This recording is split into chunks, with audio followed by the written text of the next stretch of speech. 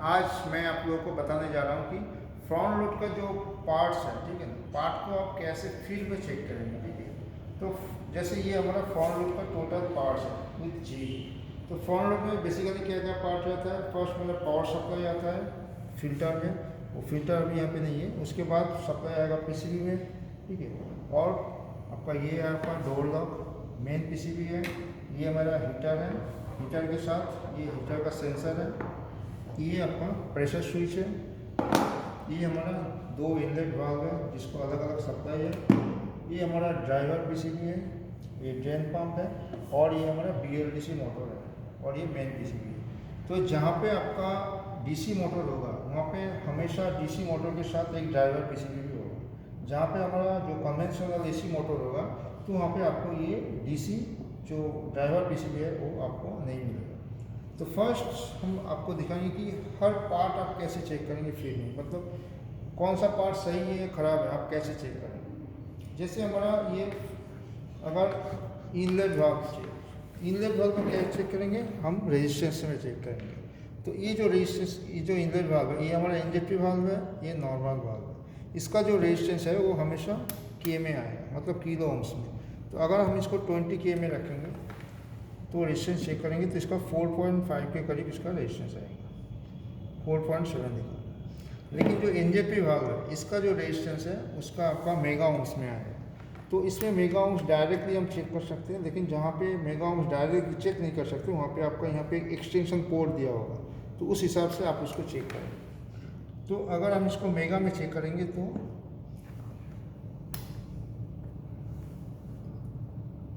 14 के करीब आपका आएगा ये मेगा ओम्स में, ठीक है। इसका मतलब मेरा दोनों वाल्व सही है। या आप डायरेक्टली इसको 220 सप्लाई देके भी चेक कर सकते हैं कि मेरा आपका इनलेट वाल्व सही है या नहीं है। या आप सीरीज कनेक्शन देके भी, मतलब 120 सप्लाई देके भी आप चेक कर सकते हैं आपका इनलेट वाल्व सही है या खराब है। अब ये आपका हीटर, हीटर को हम रेजिस्टेंस से चेक करेंगे, लेकिन हीटर का जो रेजिस्टेंस है वो लगभग 30 से लेकर 35 के बीच में होता है। तो उसको हम पहले 200 ओम्स में लाएंगे और उसके बाद चेक करेंगे कितना हो गया, 30 के करीब हो गया। और ये हो गया आपका हीटर का सेंसर। तो जनरली हीटर और सेंसर दोनों एक साथ आता है। तो सेंसर को अगर हम यहाँ से चेक करेंगे, सेंसर का जो रेजिस्टेंस है, लेकिन ये आपका हीटर आपका आएगा ओम्स में, लेकिन सेंसर आएगा आपका किलो ओम्स में। फिर दोबारा हमको इसको किलो में रखना पड़ेगा।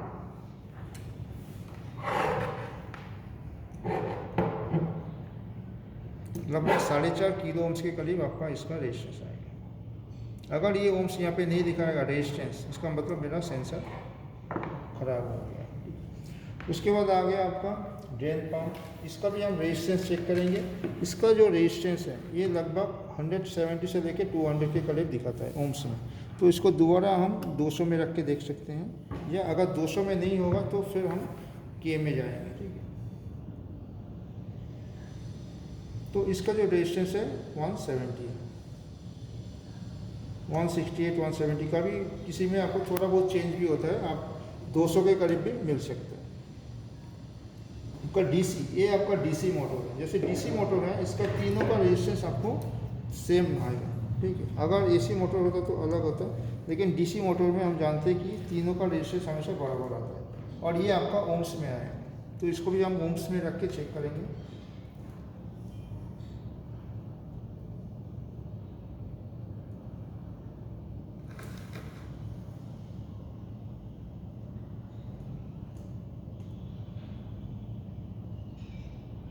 तो इसका तीनों का जो ओम्स रेजिस्टेंस है वो आपको तीनों में आपको बराबर आना चाहिए।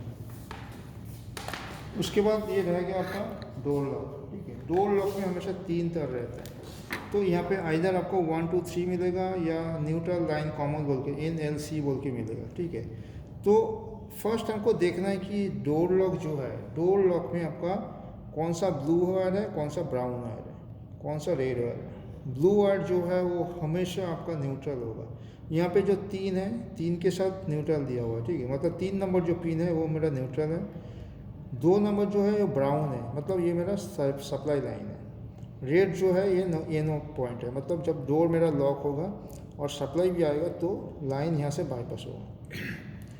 तो ये दोनों के बीच में मेरा कॉयल है, 2 और 3 के बीच में। अगर 2 और 3 के बीच में मैं रेजिस्टेंस चेक करूँगा तो मेरे को एक रेजिस्टेंस मिलेगा लगभग 180-190 के करीब, ठीक है। लेकिन डोर लॉक अगर मान लो अंदर से कॉयल ख़राब हो गया, कॉयल जल गया, तो आपको कोई रेजिस्टेंस नहीं मिलेगा। कॉयल शॉर्ट हो जाएगा तो आपको वहाँ पे कॉयल शॉर्ट दिखाएगा।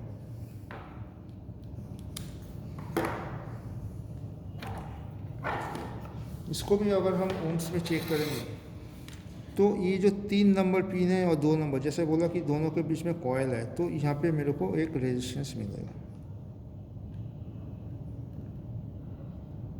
अगर ये कॉयल ओपन हो जाता है अंदर से तो आपको ऐसा मापने पर भी आपको कुछ नहीं मिलता, 1 दिखाता है, ठीक है। अगर शॉर्ट हो जाता तो 0 आ जाता, ठीक है। अभी ये कॉयल ठीक है, इसीलिए 192 इसका रेजिस्टेंस दिखा रहा है।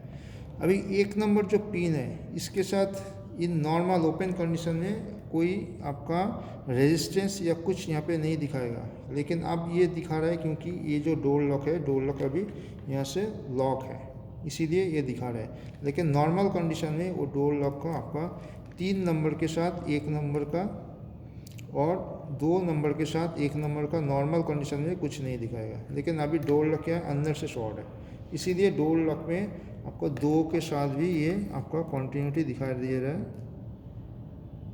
ठीक है, और 3 के साथ भी इसका रेजिस्टेंस दिखा रहा है क्योंकि डोर अभी लॉक कंडीशन में है, ठीक है,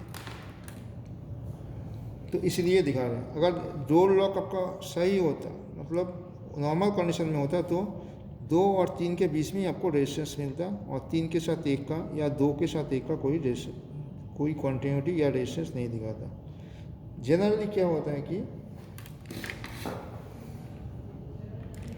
जैसे डोर लॉक में हमारा सप्लाई पीसीबी से जब आता है, न्यूट्रल और सप्लाई आता है, उसके बाद यहाँ पे जो कॉयल होता है, कॉयल ऑन हो जाता है। उसके बाद जैसे हम डोर को लॉक करते हैं तो क्या होता है, अंदर से ये जो सप्लाई आ रहा है, ये सप्लाई बाईपास यहाँ से बैक हो जाता है, ठीक है।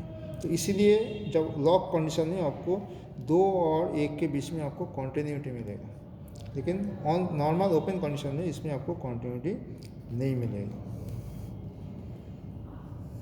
तो इस हिसाब से आप डोर लॉक चेक कर सकते हैं। और ये हमारा डिस्प्ले पीसीबी है, तो डिस्प्ले पीसीबी डायरेक्ट हमारा पीसीबी से पीसीबी से सप्लाई आता है। ये जो हमारा मॉडल है HW70 B1266NZ, ठीक है, जो BLDC मोटर है। तो इसमें सबसे बड़ी चीज़ क्या है कि आपको देखना पड़ेगा, यहाँ पे जो CN10 और CN11 कनेक्टर है, दोनों दिखने में सेम है, ठीक है। और एक गया CN11 जो है ये डिस्प्ले के साथ कनेक्टेड है, और CN10 जो है ये आपका ड्राइवर पीसीबी के साथ कनेक्टेड है। तो ये दोनों कभी भी एक्सचेंज नहीं होना चाहिए, ठीक है।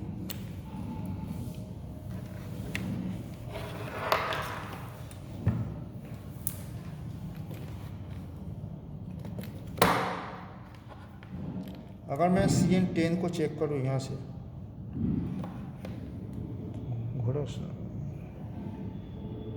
तो इसमें कॉन्टिन्यूटी दिखा रहा है, इसका मतलब CN10 मेरा ड्राइवर पीसीबी के साथ कनेक्टेड है, ठीक है। और CN11 जो, लेकिन ये जो जैक जो है वो कभी भी इंटरचेंज हो सकता है, लेकिन ये चीज़ ध्यान में रखना है कि इंटरचेंज नहीं होना चाहिए।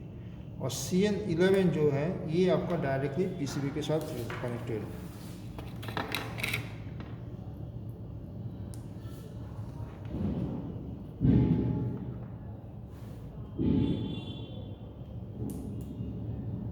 ठीक है, तो कभी भी आपको गलती से कुछ हो गया, आपको लग रहा है कन्फ्यूजन हो रहा है, तो उस केस में आप डायरेक्टली कॉन्टिन्यूटी चेक कर लो, ठीक है। तो ये डिस्प्ले पीसीबी जो है 12 वोल्ट से काम करता है, ठीक है। तो मेन पीसीबी डिस्प्ले पीसीबी को फर्स्ट 12 वोल्ट डीसी सप्लाई करता है, और ये आपका डायरेक्ट ये प्रेशर स्विच का सप्लाई है।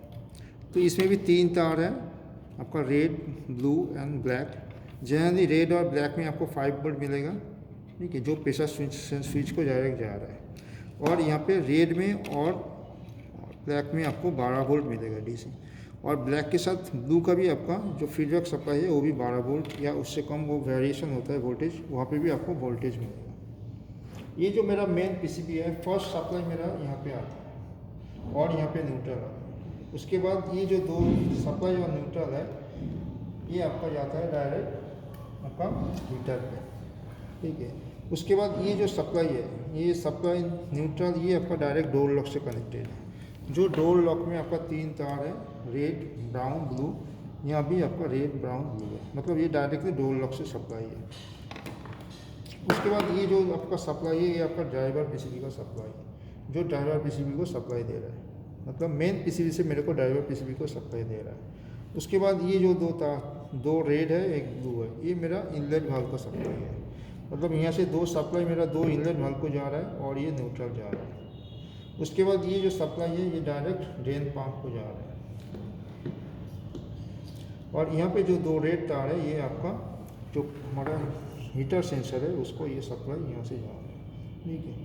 सो फील्ड में कोई कंफ्यूजन ना हो, आपको प्रॉपरली चेक करना है कि कहाँ से सप्लाई, जहाँ पे सप्लाई नहीं मिल रहा है तो डायरेक्ट पीसीबी से आप चेक करें कि वहाँ से पीसीबी को वो सप्लाई जा रहा है या नहीं जा रहा है, ठीक है। अगर आप वोल्टेज देके भी चेक करना चाहते हैं तो उस केस में भी आप चेक कर सकते हैं।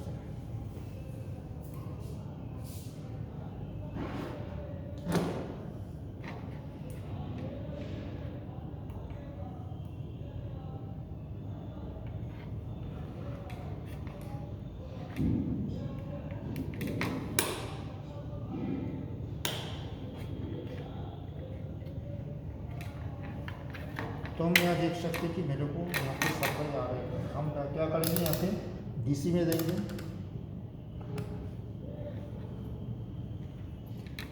और ये जो ब्लैक और रेड है दोनों में मेरे को डीसी 12 वोल्ट सप्लाई आना चाहिए,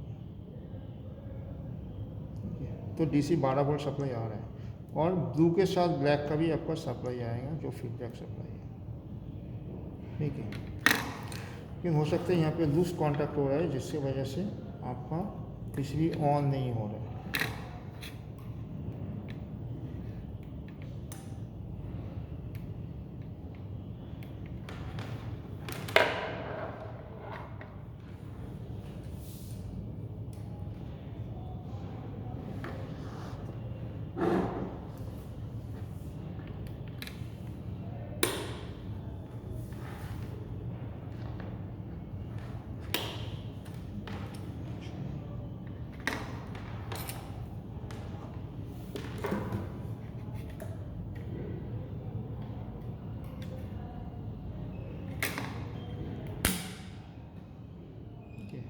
तो कभी कभी फील्ड में भी ऐसा प्रॉब्लम आता है, जैसे हम यहाँ पे फील्ड ही देख रहे हैं उस कंडीशन में मेरे को लूज कॉन्टैक्ट की वजह से सप्लाई नहीं आ रहा था, ठीक है। तो कभी कभी फील्ड में भी सेम इसी प्रॉब्लम आता है, तो उस टाइम हम क्या करते हैं कि पीसीबी चेंज कर देते हैं, डिस्प्ले पीसीबी चेंज कर देते हैं या कोई भी पार्ट चेंज कर देते हैं, ठीक है। तो हमको लगा कि यहाँ पे मेरे को 12 वोल्ट आ गया, दैट मीन्स सप्लाई यहाँ तक आ रहा है, फिर भी पीसीबी ऑन नहीं हो रहा है, दैट मीन्स प्रॉब्लम कहाँ पे था, प्रॉब्लम मेरा जैक ठीक ठाक कॉन्टैक्ट नहीं हो रहा था, ठीक है। तो फील्ड में भी आपको सेम इसी तरह का प्रॉब्लम आ सकता है। उसके बाद जैसे मैंने बताया कि यहाँ पे जो आपका ये जो CN10 है डायरेक्ट आपको उसको सप्लाई देते हैं, किसको सप्लाई देते हैं, ड्राइवर पीसीबी को। तो वहाँ पे भी हम डायरेक्ट सप्लाई चेक कर सकते हैं कि सप्लाई मेरा आ रहा है या नहीं आ रहा है। जो ब्लैक मेरा कॉमन है ग्राउंड है उसके साथ मैं रेड का सप्लाई चेक करूँ, वो भी आपका 11 वोल्ट सप्लाई आएगा और उसके साथ ब्लू का भी आपका सप्लाई आएगा। लेकिन यहाँ पे ब्लू में जो सप्लाई है कम है, ठीक है, लेकिन डिस्प्ले में जो सप्लाई जा रहा है वो ज़्यादा है, ठीक है। तो वेरिएशन हो रहा है, तो इसीलिए आपको ये सप्लाई इंटरचेंज नहीं करना चाहिए कभी, इंटरचेंज होने से कुछ प्रॉब्लम आपका आ सकता है। आप मोटर का भी सप्लाई कभी चेंज अगर चेक करना चाहते हैं तो वो भी आप चेक कर सकते हैं।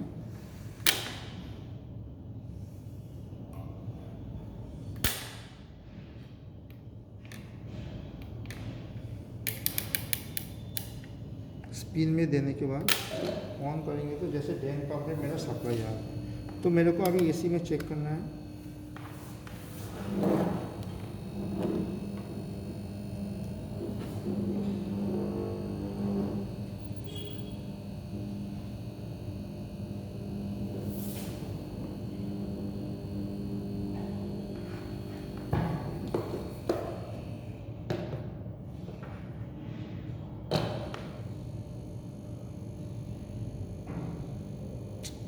220 सप्लाई आएगा, ठीक है। उसके बाद मेरा जो मीटर है इसको अगर मैं इसी पे रख के न्यूट्रल के साथ यहाँ पर वोल्टेज चेक करूँ तो यहाँ पे भी मेरे को सप्लाई आएगा।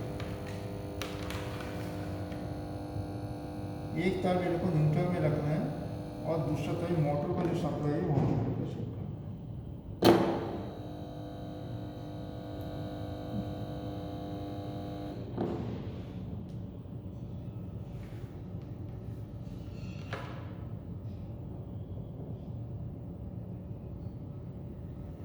तो बेसिकली यहाँ पे तीनों में फेज आता है।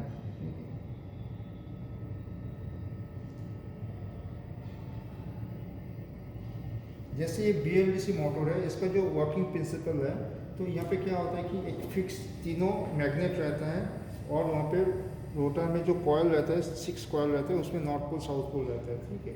तो बराबर कंटिन्यू रोटेटिंग प्रोसेस से इसमें तीनों में सप्लाई जाता है और नॉर्थ पोल और साउथ पोल की वजह से इसमें क्या होता है कि उसका जो मोटर है कंटिन्यू रोटेट करता है। तो आप डायरेक्ट मोटर को भी चेक कर सकते हैं इसे।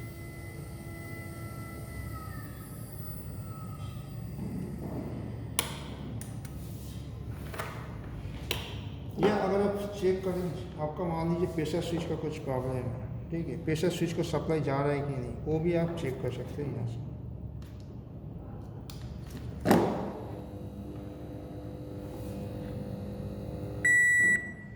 जो प्रेशर स्विच का बेसिकली एरर है, ठीक है, उस कंडीशन में हम चेक करेंगे यहाँ पे मेरा प्रेशर स्विच को सप्लाई जा रहा है या नहीं जा रहा है। तो प्रेशर स्विच में मैंने बोला था कि DC सप्लाई जाएगा 5 वोल्ट, ठीक है। तो हम DC में जाके यहाँ पे चेक करेंगे।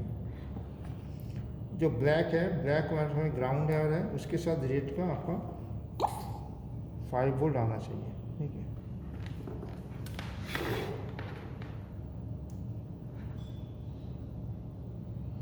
तो ब्लैक के साथ रेड का 5 वोल्ट आ रहा है, ठीक है।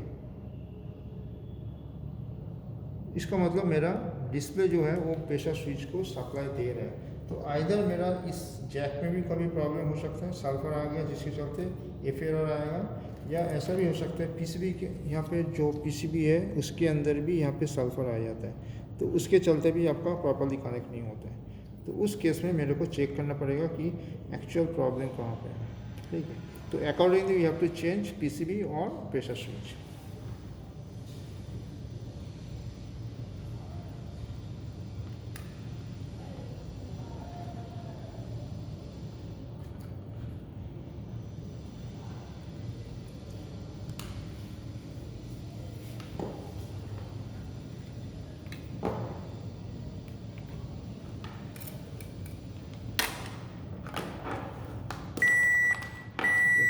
वो ठीक से कनेक्ट नहीं हो तो मेरे को ये ठीक से फिर कनेक्ट करना। तो बेसिकली मेरा कहना वही कि मतलब कभी कभी ऐसा भी प्रॉब्लम आता है, छोटा सा प्रॉब्लम हो सकता है, मैंने कनेक्शन ठीक से नहीं किया, मतलब फील्ड में भी ऐसा हो सकता है कि जैक थोड़ा सा लूज है, तो उसके चलते आपका प्रॉब्लम आ रहा है। लेकिन उसके लिए हम लोग क्या करते हैं कि पार्ट को चेंज कर देते हैं, तो वो चीज़ नहीं होना चाहिए, ठीक है। तो उसके लिए आपको हमेशा पार्ट जैसे चेक करना है, साथ ही साथ आपका कनेक्टिविटी, मतलब PCB से लेके जहाँ जहाँ कनेक्टिविटी है, जैसे डिस्प्ले से लेके मेरा इस PCB यहाँ तक कनेक्टिविटी है, इस डिस्प्ले से लेके मेरा मेन PCB में कनेक्टिविटी है, मेरा मेन PCB से ड्राइवर PCB में कनेक्टिविटी है, मेरा मेन PCB से लेके ड्रेन पंप में कनेक्टिविटी है, मेरा मेन PCB से लेके इनलेट वाल्व में कनेक्टिविटी है। तो ये कनेक्टिविटी भी आपको प्रॉपरली चेक करना है कि कनेक्टिविटी में कहीं पे प्रॉब्लम है कि नहीं। तो कनेक्टिविटी में प्रॉब्लम होगा तो भी आपका प्रॉब्लम आएगा, उस केस में आप जितना भी पार्ट चेंज कर लो आपका प्रॉब्लम सॉल्व नहीं होगा।